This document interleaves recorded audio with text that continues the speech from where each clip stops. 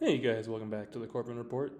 We did an episode the other day, but it looks like we gotta redo it because it did not properly upload on YouTube. So let's do this. And yes, I know after I did that one, some more news came out as well, and I'll see if I can talk a little bit about that.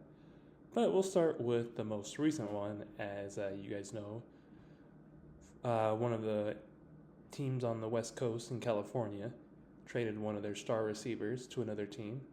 Deebo Samuel has been traded to the Redskins for a pick. And as it, it's the most recent, as of when I recorded this last time. And then the Redskins with Deebo, I would say, are a good fit after what the team did last year, being one game away from the Super Bowl. If they can keep everyone, they'll continue to be dangerous. And also, Deebo has experience in the postseason, just like head coach Dan Quinn, and make it into the big game. Last season, 2024, according to ProReferenceFootball.com, Samuel had 51 receptions for 670 yards and 3 touchdowns in just 15 games, while in his career, with 81 games played for 334 receptions for 4,792 yards and 22 touchdowns.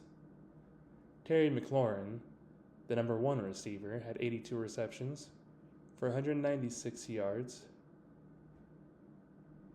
The Redskins can have Hurts at tight end, also have Crowder, Noah Brown, Eckler, and Robertson running back to complement them, and Jaden Daniels at quarterback. Let's not forget about Diami Brown and Zacchaeus, other receivers.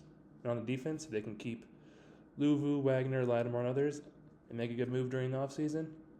With the same mindset of being a team, I can see them being the next Chiefs as consistently winning games and having winning seasons, making playoffs. Like I said earlier, they were one game away from the Super Bowl, and just trading for Deebo helped them reach the big game. Well, we will find out. And then also later during this podcast, we'll talk about trades, not just for the NBA. Yes, I know it happened about a month ago now. And WNBA, a few trades and signings. And some commentary on what I think the NBA should change for the All-Star weekend. And I'll try and speak up. I don't know why I'm talking kind of low. Sorry about that. So for the WNBA offseason trades, I feel like the WNBA, they had trades or signings of names that I would consider household names like Kelsey Plum, Brittany Griner, Jewel Lloyd, Nneka Ogwumike, players like that, where benefited all teams involved, even with the trades coming as a shock with these players. Excuse me if I said the names wrong. Nneka Ogwumike signs contract with the Seattle Storm on Saturday, February 8th. She also played for LA, ironically. Kelsey Plum was traded from the Las Vegas Aces to the Los Angeles Sparks. As an LA fan, I like this, of course. She was a veteran who's be paired with the young talent in Los Angeles. I haven't watched enough women's basketball the last few seasons, but I would say Plum would help LA grow and eventually be relevant again. Las Vegas does lose a good player in their point guard. And let's not forget, she won an NBA championship twice with the Aces. Jewel Lloyd was traded from the Storm to the Las Vegas Aces, so Las Vegas got their point guard back in Lloyd. And ironically, she played for the Sparks, if I'm not mistaken.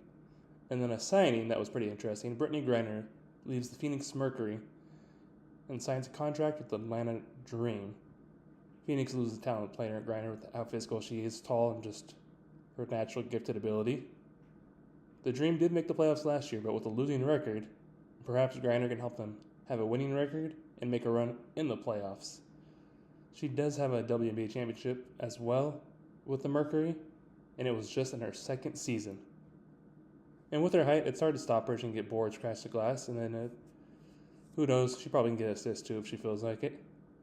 She has been in the league for about 11 to 12 seasons. The only players that I can see guard her are newcomers Angel Reese, and I guess you'd say now veteran Asia Wilson. And then this season, there will also be a new team in California, the Golden State Valkyries. Next season, the team is heading to Canada. For the women's, the Toronto Temple, like how the men's have the Raptors. All right, now on to the men's trade. So if you missed it, a little recap of the main ones, big name players. There was a lot of signings, trades, picks, players going around. These are just the main ones that I think that shocked me, didn't shock me, what I think about them and stuff. The first one, ironically, was probably to me the most shocking, but see why it makes sense at the very end. And then all notes and stats are from NBA.com or ESPN.com. Brandon Ingram goes to the Raptors, which this shocked me more than the Luka Anthony Davis trade. And now this trade, like I said, I was shocked. He hits Toronto, And afterwards, I believe he signed an extension after being traded, so it looks like he actually wants to be there. And the Pelicans in return got Bruce Brown, Kelly Olynyk, and a first-round pick and second-round pick. And with the Pelicans players stepping up, this trade actually does make sense for both teams. The Raptors get another star player to pair with Barnes and Barrett, and with Hurdle at center and Quickly at point guard. The only problem is they need a bench. They do have six-man and Chris Boucher, and have some young players that aren't household names. To me, the most surprising trade, but also the one that works for both teams. Here's one that we all should know. It's the most drama. Another big trade was Jimmy Butler heads to the Warriors in exchange for Wiggins heads to the Heat. Basically, them two got traded, but there was a big 4 or 5 team deal. Butler was the news, and he was basically traded for Wiggins, like I said. Warriors got Jimmy Butler, 2 second picks from the Heat, and cash considerations from the Heat. The Heat got Andrew Wiggins from the Warriors, Kyle Anderson, Davion Mitchell from the Raptors, a 2025 first-round pick from the Warriors. The Jazz in this trade as well. They got Josh Richardson from the Heat, KJ Martin from the Pistons from the Sixers. Here come a lot of picks, bear with me. A 2028 second-round pick from the Pistons, a 2031 second-round pick from the Heat, cash considerations from the Heat, Dennis Schroeder from the Jazz from the Warriors, a 2031 second-round pick from the Warriors. The fifth team, the Raptors got PJ Tucker, or the fourth team, you could say, fourth or fifth team. PJ Tucker from the Jazz, a 2026 round pick, and cash considerations from the Heat.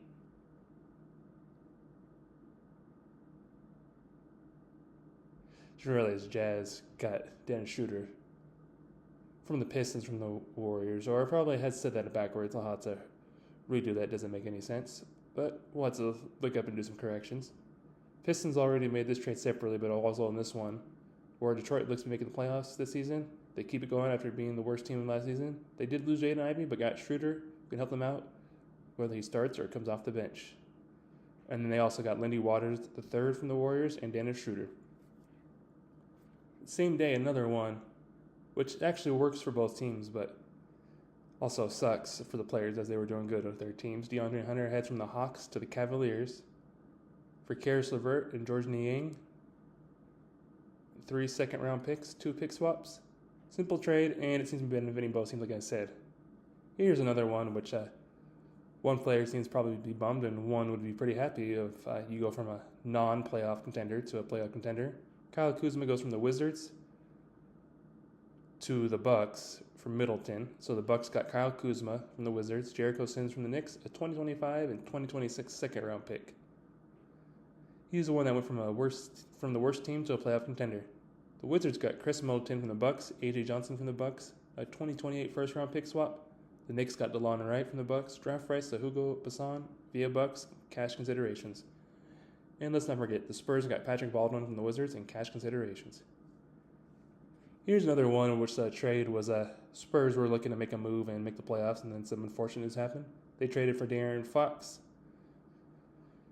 So Fox goes from the Kings to San Antonio, and then they were trading Levine from Bulls to Kings. This trade was also a surprise with Fox go to San Antonio with Jordan McLaughlin. In Sacramento, they got Zach LaVine, City Cisco, who was later moved again. 6 picks, 2025 first-round pick via Hornets, 2027 first-round pick via Spurs, a 2031 first-round pick via Timberwolves, 2025 second-round pick via Bulls, and a 2028 second-round pick via Nuggets, and 2028 second-round pick via Bulls.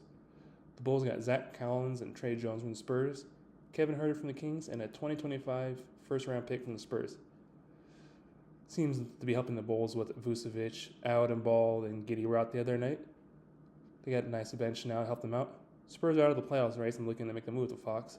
But after the trade, Wembanyama would end up being out for the rest of the season with a vein thrombosis, a pretty serious injury. It was a weird trade sending Fox away, but seems like all teams were benefiting from the trades. Now this one is the one that seemed to shock everyone. Yes, this shocked me. I don't think anyone knew about it. Luka to LA and Davis to Dallas. And then I was saying Dallas won this trade with this because the Lakers don't have a center, and now Kyrie can be himself with the ball. He can throw it to Thompson for the 3, lob to Davis or P.J. Washington. They can have Christie be the 3, unless they have Davis at the 4, P.J. Washington at the 3, and their centers. But with time happening, the 3 big men for Dallas are missing time, and it looks like it's helping the Lakers now, as in they're winning the trade. And also recent news, Kyrie Irving is now out for the season with an injury. This is new news. So Lakers got Luka Doncic, Markieff Morris, and Maxi Kleber. Mavs got Anthony Davis, Max Christie, 2029 first-round pick. And the Jazz got Jalen Hood-Schifino from Lakers, 2025 first-round pick, and another 2025 second-round pick from the Clippers.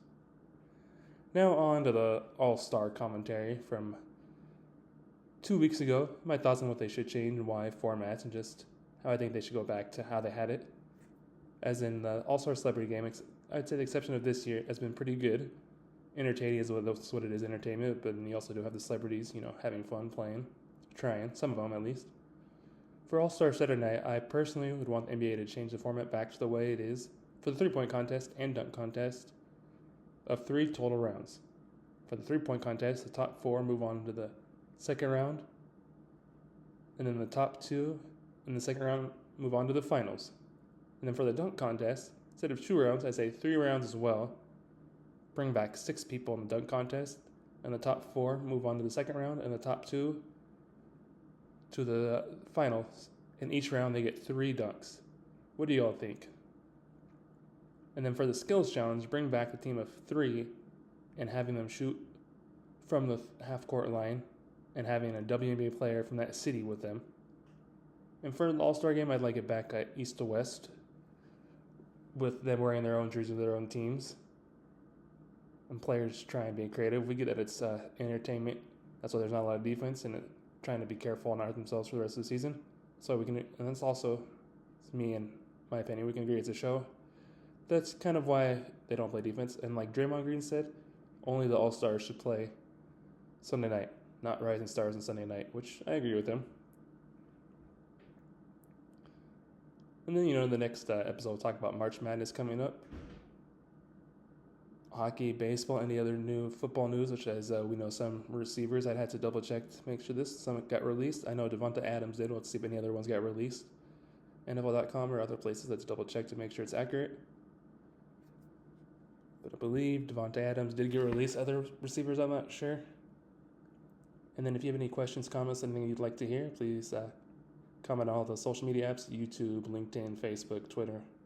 Thanks for listening to the Corbin Report. Talk to you next time. Bye.